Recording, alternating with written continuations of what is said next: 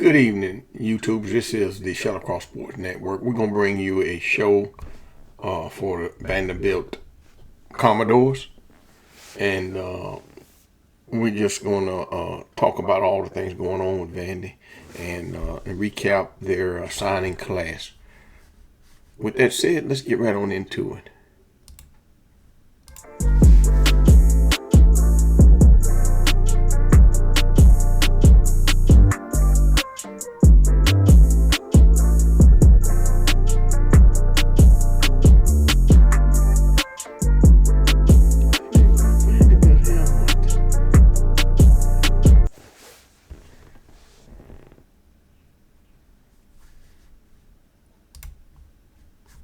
So anyway, Vanderbilt, they finished 10-2. Was held out from the playoffs. Should have been in the playoffs. Should have got one of those spots. Should have been in front of one of those group of five teams. And really and truthfully, I think they should have got in before Alabama. Let's pop this over to you. Let's look at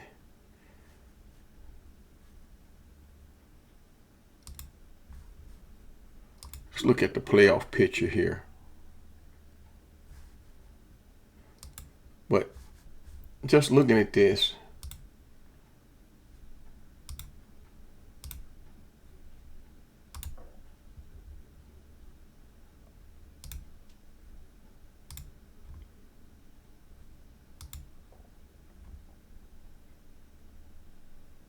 Vanderbilt should have got in right here. And you know, Alabama's the big name. They didn't want to penalize Alabama for the loss in the championship game. But when I think about it, that's Vanderbilt's spot right there. I think, Notre Dame thinks that they should have got that spot also. But the thing about Notre Dame doesn't really have a say-so, really, when it comes to not playing in a conference and trying to get into the playoffs. I know Notre Dame has turned down a bowl invite, which, that hurts the kids. That's not hurting that hurts the kids and it hurts the school. But anyway, Vanderbilt should have got that spot where Alabama, as far as I'm concerned. I mean, Vanderbilt finished 10-2. Alabama finished 10-3. Still got in. The other schools, Tulane and James Madison, a lot of people knock those schools for not playing the same type of competition. But they're in weaker conferences.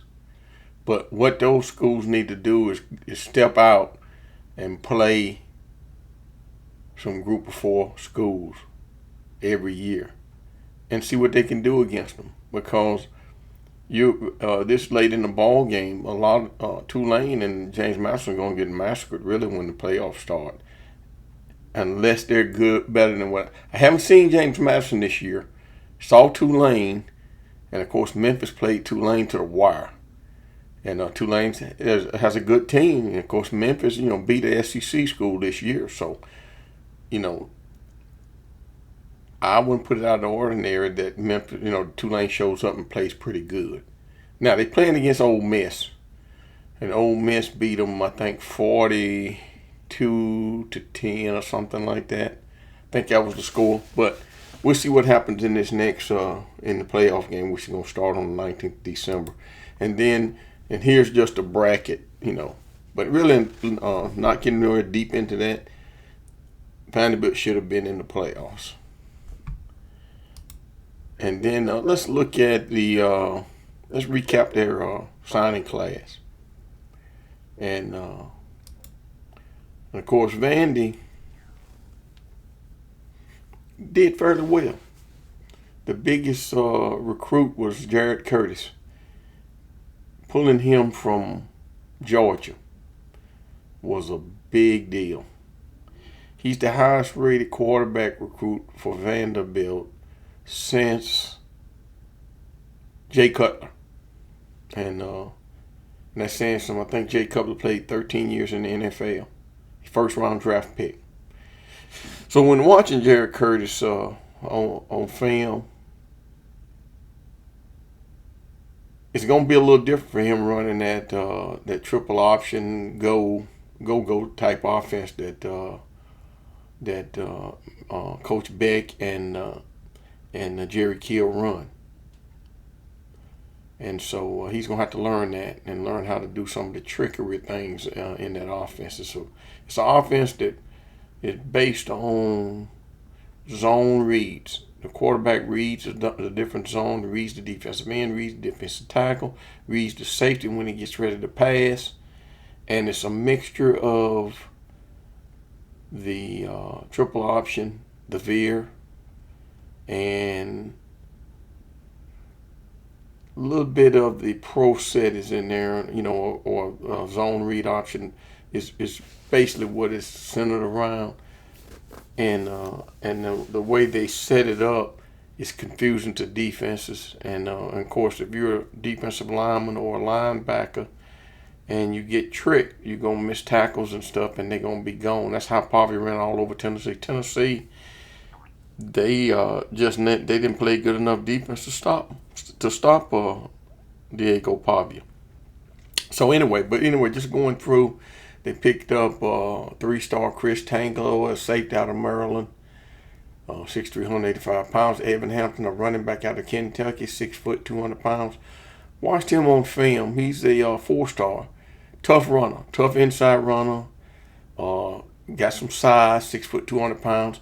He's going to be able to help out Vanderbilt in that backfield. And of course, that system basically allows you to run the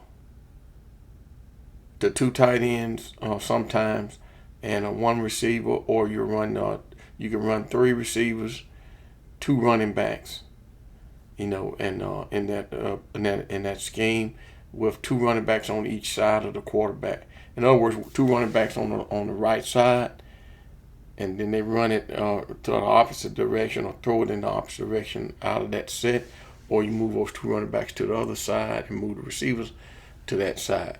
So basically, it's a scheme that works half of the field, but it's very confusing for defenses to defend.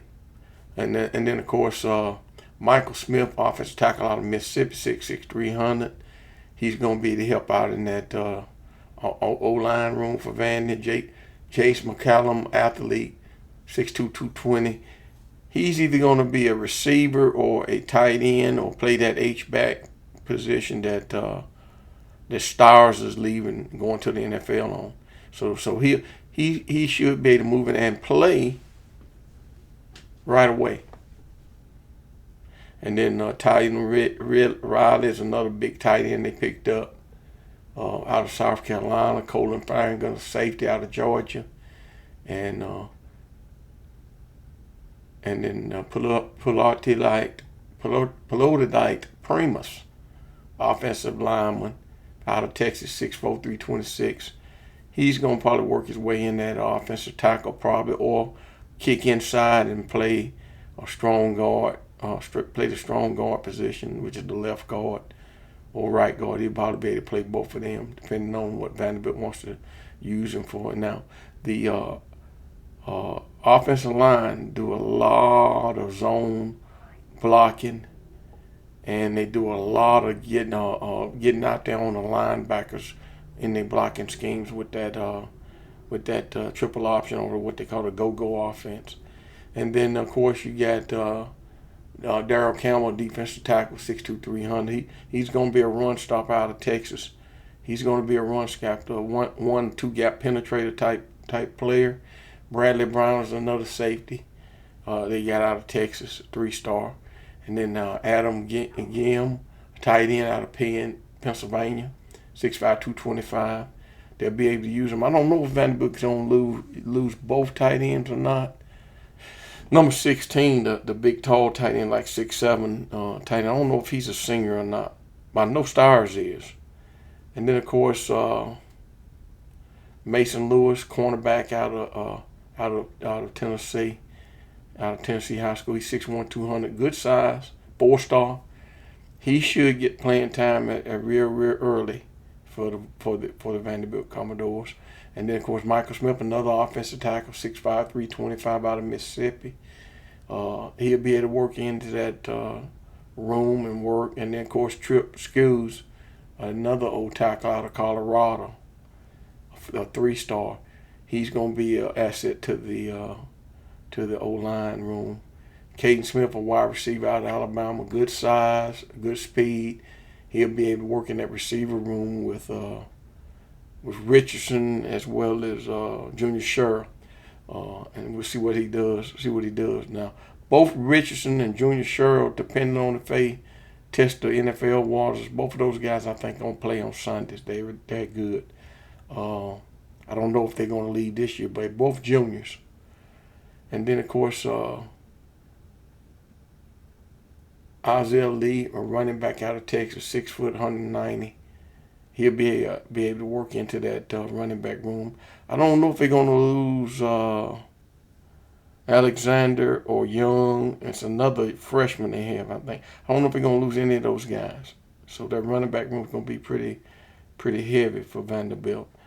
And, of course, with that triple option, you're going to need a lot of running backs. George Hassett told us, another interior offensive lineman out of Florida, 6'2", 270. Daniel Vollmer, athlete out of Ohio, 6'2", 210. Now, he's either going to be a receiver or play a H-back position too at his size. He's probably going to play receiver, and he's an athlete. And then you got Antoine Baker, another safety out of Texas, 6'2", 175. And then Jerry Garner, the second, 5'10", 180. He's a safety also. And then they picked up a transfer already, which he can't sign until January 2nd. Maurice Benny out of Morehouse College. Down there in Atlanta. He's from Pennsylvania, though, but he's 6'5", 270. So it's a pretty good class Vanderbilt picked up. I think it was the 30th class in the country. And let's see here.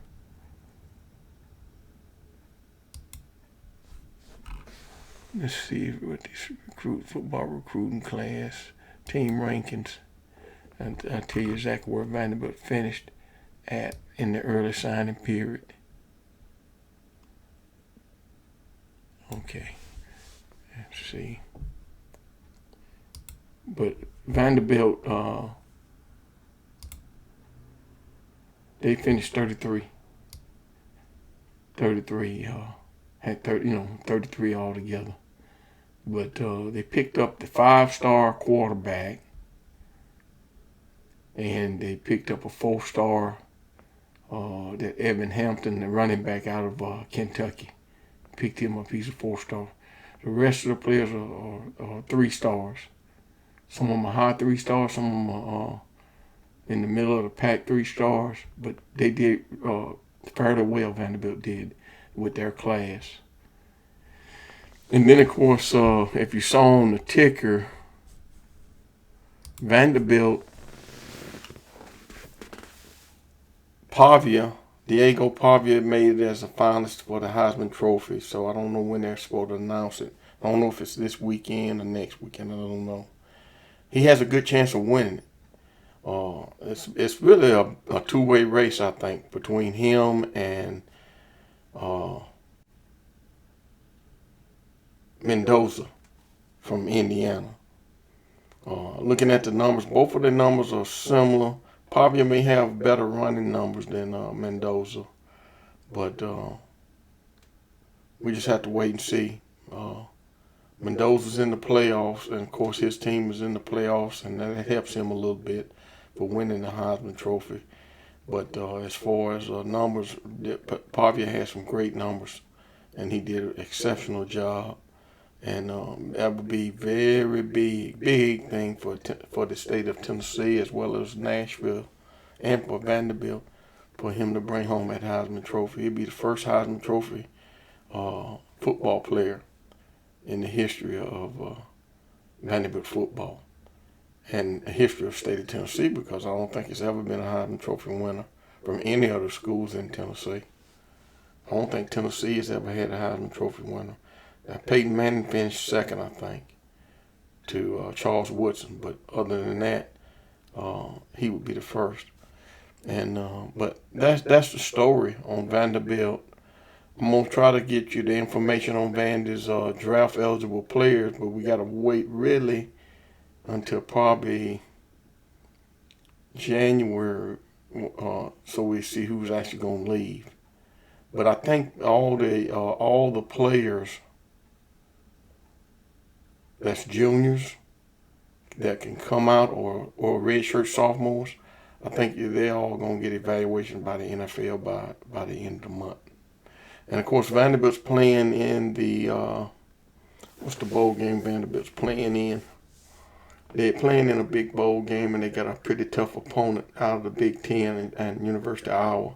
What I know about University of Iowa, they have always have a real good defense, and so they're gonna have to really play hard to keep Vanderbilt from scoring on them.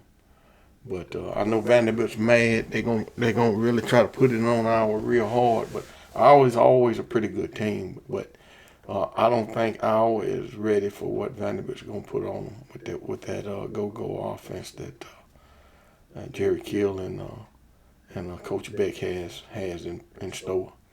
But anyway, I think that's about all of it for Vanderbilt. Did exceptionally well, finished 33rd in recruiting. That's very good. Clark Lee's going to probably hit that portal very, very hard to try to get some more players to compensate for the players he's going to lose. And then of course they're going to try to see if they can reduplicate what they did this past year. Anyway, with that said, this is ShallowCross Sports Network, and talking about the Vanderbilt Commodores and what they're doing in the transfer portal and what they did in overall recruiting for the early recruiting period.